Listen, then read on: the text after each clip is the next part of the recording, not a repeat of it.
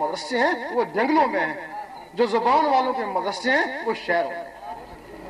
لوگ کہتے ہیں ہم نے دل دیکھا ہے، گوشت کا لوتھڑا ہے، اس کی زبان ہی نہیں ہے، وہ اللہ نے کیسے کرے گا؟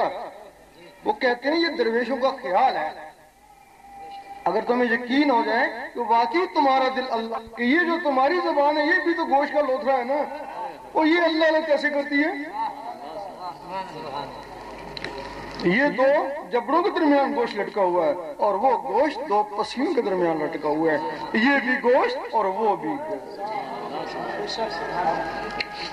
جب اللہ تعالیٰ نے جسم بنایا اس میں روح ڈالی، روح کی امداد کے لیے 6 اور مخلوقیں ڈالیں جن کو لطائف کہتے ہیں۔ حدیث شریف میں باقاعدہ ان کے نام ہیں: قلب، روح، سریر، خفی، اخفا، انا، نفس۔ کسی کا کام سوچنے کے لیے، کسی کا کام سونگنے کے لیے، کسی کا کام بولنے کے لیے، کسی کا کام چلنے کے لیے۔ وہ 7 مخلوقیں اس تمہارے جسم میں ڈال دیں۔ ان 7 مخلوقوں کی امداد کے لیے 9 جسے اور ڈال دیے، 16 مخلوقیں تمہارے جسم میں ڈال دیں۔ ایک مخلوق ہے جس کا نام ہے لطیفہ اخفا، وہ سینے کے درمیان میں۔ جس طرح یہ جن فرشتے ہیں نا، اس طرح وہ مخلوقیں ہیں جس کو سینس ہوا سے خمسہ بولتی ہے۔ ایک مخلوق ہے جو سینے کے درمیان میں، وہ مخلوق بولتی ہے اس گوشت کے لوتھڑے کے ذریعے۔ اگر کسی کی وہ مخلوق نہ ہو تو ڈاکٹر کہتے ہیں زبان تو صحیح ہے، یہ بولتا کیوں نہیں ہے؟ انسانوں اور جانوروں میں ان مخلوقوں کا فرق ہے۔ اگر یہ مخلوق جانوروں میں ہوتی تو وہ بھی کچھ نہ کچھ بولتے ہیں نا، ان کے بھی گلے ہیں اور ان کے بھی زبانیں ہیں۔ اب وہ جو گوشت کا لوتھڑا دل ہے، اس کو بنوانے کے لیے بھی ایک مخلوق ہے۔ عربی میں گوشت کے لوتھڑے کو فواد کہتے ہیں، اور وہ جو مخلوق ہے اس کو قلب کہتے ہیں،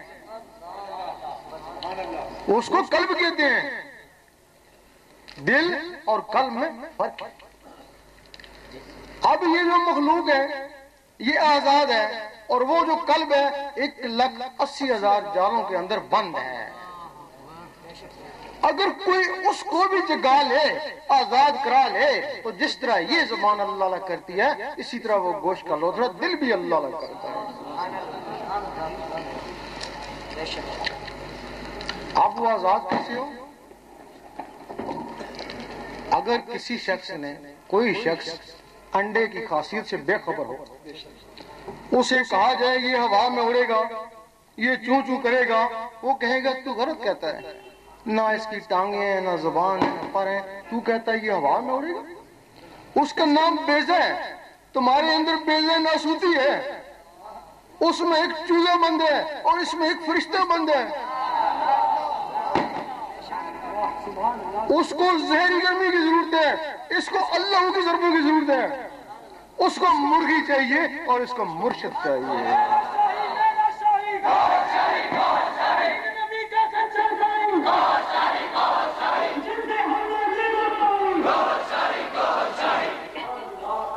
مرغی کیا کرے گی؟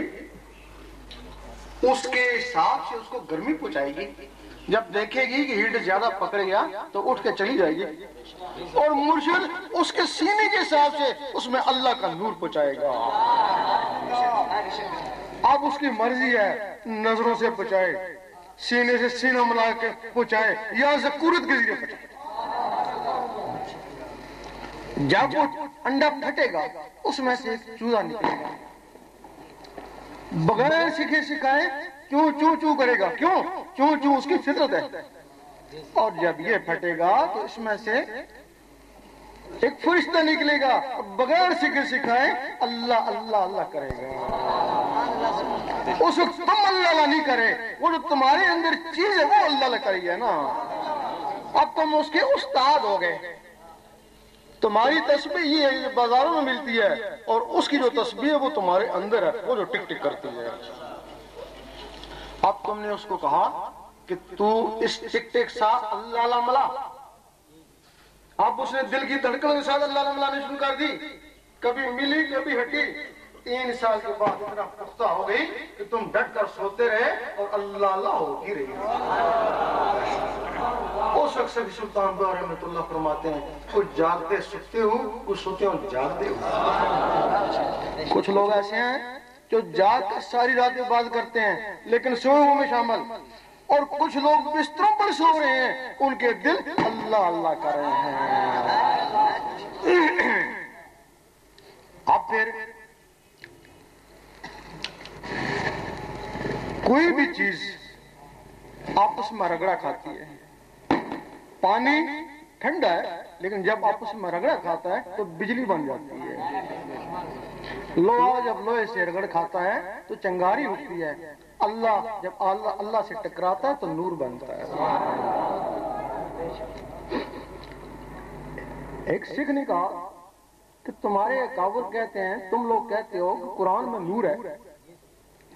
وہ کہنے لگا میں تمہارا جاسوس رہ کے آیا، تمہارے بچوں کو میں قرآن پڑھاتا رہا، 20-25 سال پڑھایا، اگر اس میں نور ہوتا تو میں نور کیوں نہیں ہوا؟ شاعر بولا کہ میں بھی شب و روز تمہارے قرآن کا مطالعہ کرتا ہوں، نوری میں بھی کوئی نہیں ہوا۔ تو ہم نے کہا تم نے دل سے نہیں پڑھا۔ تو وہ کہنے لگے ہم نے دل سے نہیں پڑھا، تمہارے مسلمان تو دل سے پڑھتے ہیں نا، وہ نور کیوں نہیں ہوئے؟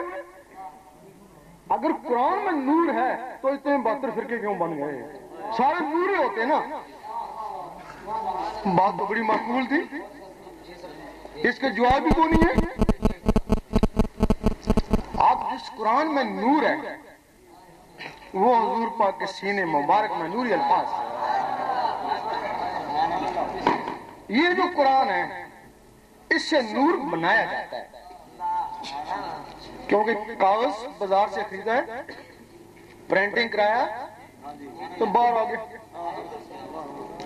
اس میں کئی ہاتھ لگے ہیں، کئی مشینریاں لگی ہیں، اس سے نور بنایا جاتا ہے۔ لوہا لوہے سے ٹکراتا ہے، چنگاری اڑتی ہے، قرآن کی آیتیں جب آیتوں سے ٹکراتی ہیں تو نور بنتا ہے نا۔ تم نے کبھی نور بنانے کی کوشش کری؟ عامل حضرات ہے، سورۃ مزمل کا عمل لے لو، وہ سورۃ مزمل کی بار بار تکرار کرتا ہے، بار بار تکرار کرتا ہے، اس تکرار سے وہ نور بنتا ہے نا۔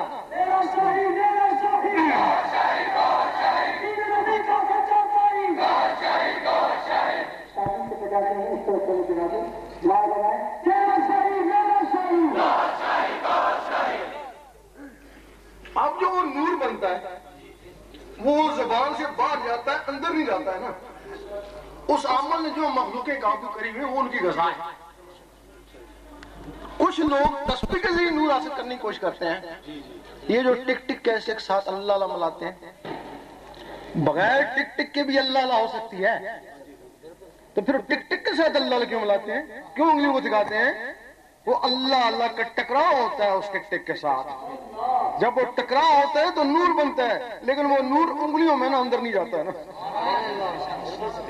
انگلیوں میں رہتا ہے نا۔